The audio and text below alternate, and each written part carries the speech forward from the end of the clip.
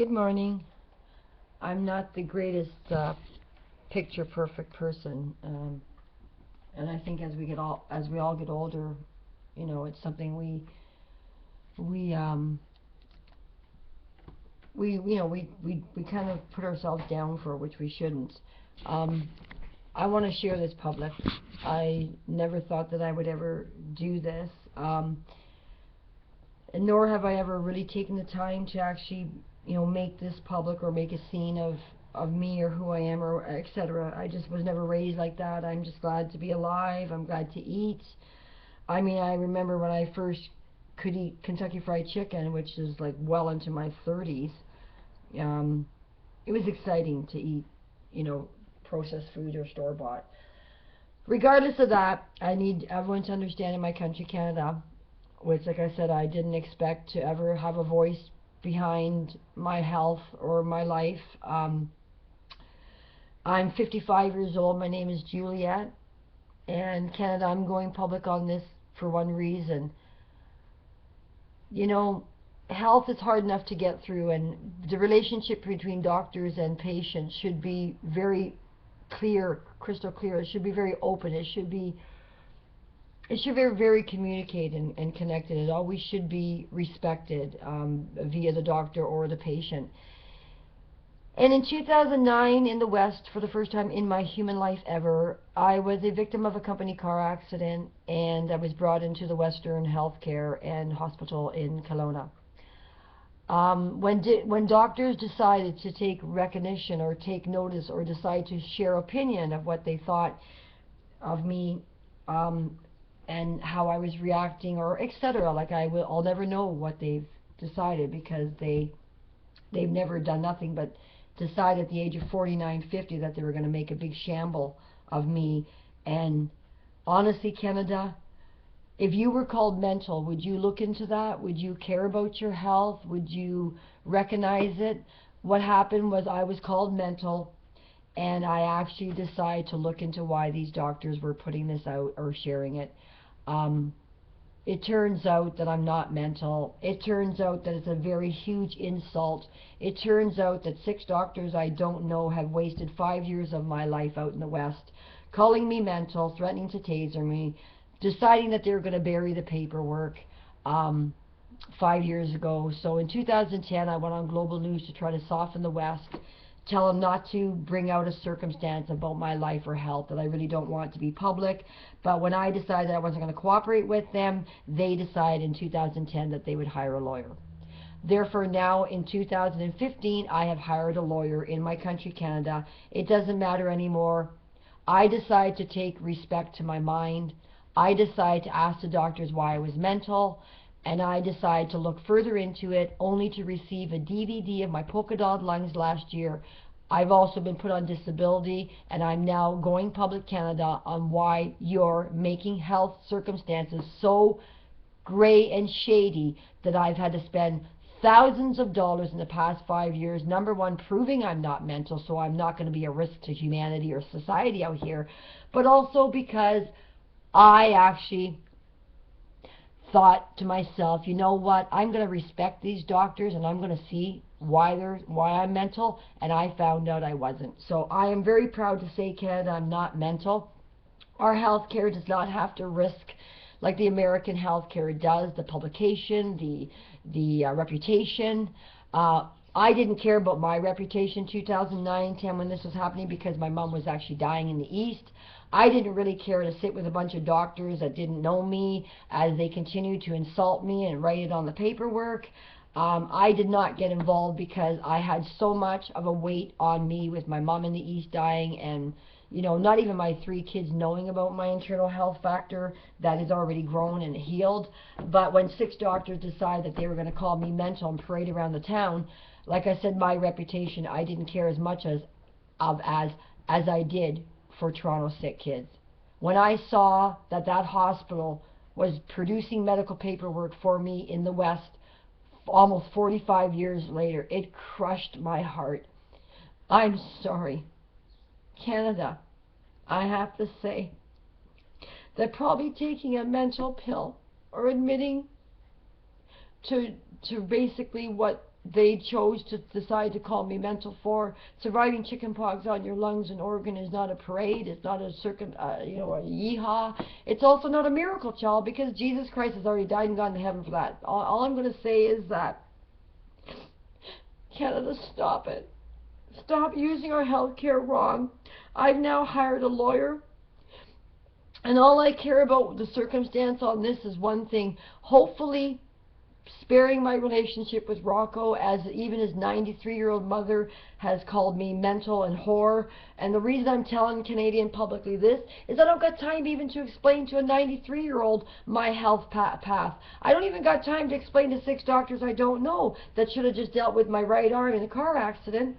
Do you get it? Other than saying, you're mental, go away, your arm's not hurting you. And yet I decided that instead of having a verbal argument with a bunch of people I don't know, that I decided, okay, well, fine, I'm mental. Until I fell off Rocco's truck, smashed the back of my head, and realized, whoa, let's just stop this for a second. As doctors, literally, honestly, you have expected me or any of us as Canadians to literally bow down to you as God, and you're going to now decide health? I'm sorry, I have so much respect for you to only say one thing. You could have pulled away. You could have stopped yourself. You could have dealt with the car accident only. But you wanted to be public. Canada, doctors of my country, you wanted this path. So now let's join together in unity. Let's put the East and the West together. Let's keep our Health Canada whole. Let's work together. And don't ever call someone mental or threaten to taser them. I'm not Catherine Zeta-Jones. I'm not Sharon on Young and the Restless, where I get paid for any publicity for health or being mental or being crazy or being a notorious sick kid. Do you get it? Or a miracle child? No, I'm 55. Canada, I've come across Canada in 2006. Not a big deal at 46 years old. Landed out here. In 2009, a car accident came up. And all I'm going to say is, maybe instead of them making other things on my paperwork, they should have just dealt with my accident. But I decided to respect some doctor's opinions I didn't know. Even Rocco's doctor, decided that he would write the word bipolar, only to realize how many people in my family that could have hurt. If I was bipolar, I would know it. If I was mental, I would know it. And out of respect for you doctors, I bowed down. So now, Canada, you're going to lift your care, you're going to respect it, and you're going to stop pulling the eyes over many Canadians in this area, whether it's cancer, whether it's mental thoughts or emotion or attitude. I'm not China. I like to smile on my passport. I don't just guess what someone's behavior. I don't just guess what someone's feeling, because that's wrong. So now, Canada, put me back together. Even though you put me on disability, which has scared Rocco, and I don't blame him, I'm still going to live, I'm still going to breathe, and I'm still going to get to my future. What I'm going to do is remove what you've done in between my life. I don't care. You're going to remove it because I am now public. Please go to my site, everyone, and visit it at http://muffins, MUFFINS, the number 4, not the number sign, just the 4, Munchkins, MUNCHKINS, .web, W-E-B, starts, STARTS.com. Muffins for Munchkins, .webstarts.com. Please go visit it. Canada, I'm going public. I've asked Canada not to put me public. I've begged them. I've written to BC physicians and surgeons. I've cleaned across Canada. I didn't expect also to make it historical. Terry Fox made something historical for cancer. I landed in Kelowna, BC. Never did I know in 2009, until after all this was happening, Toronto sick kids saw my mom die, found out that we were supposed to live here in the 60s. So please, Canada, why don't you turn a bad situation into something good and start drumming up the proper finances for Canada and for our health care. Forgive me to say that I'm also an accountant for over 27 years in my country, working with big companies, assisting them, avoiding bankruptcy, avoiding lawyers, which America does a lot of, which we can teach America.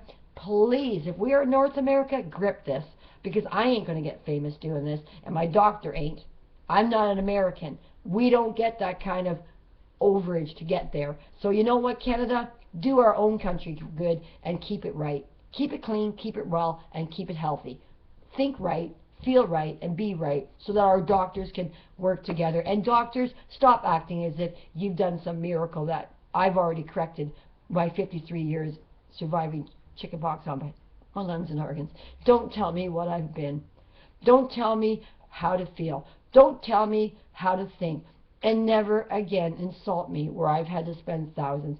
I want to ask you, doctors of the West, why you staged me. I want you to answer my questions on why you wrote on my paperwork, why you caused a ruckus in my community, why the RCMP was standing in my backyard because you as a walk-in, and doctors called them because you were alarmed because of me, because you decided to tell them that I was bipolar, dementia, or Alzheimer's at 49. You decided to mess my hair up and ruffle my face.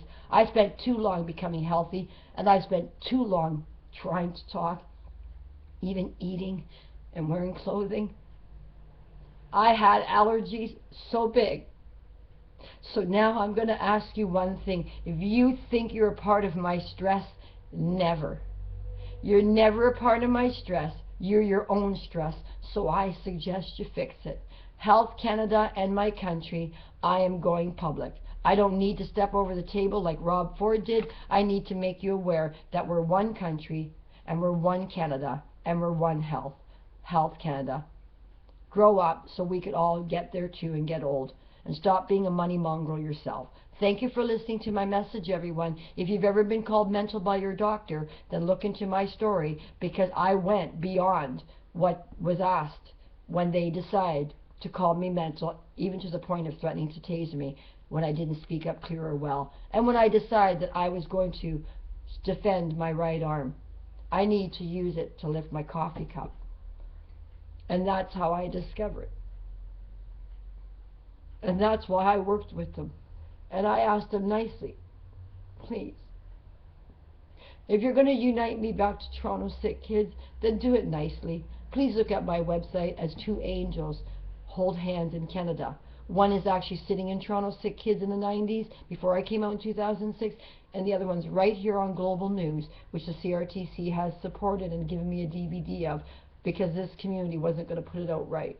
I'm a former Toronto sick kid and a former Toronto Sunshine Girl, and I am proud to stand in the line of our country, Canada.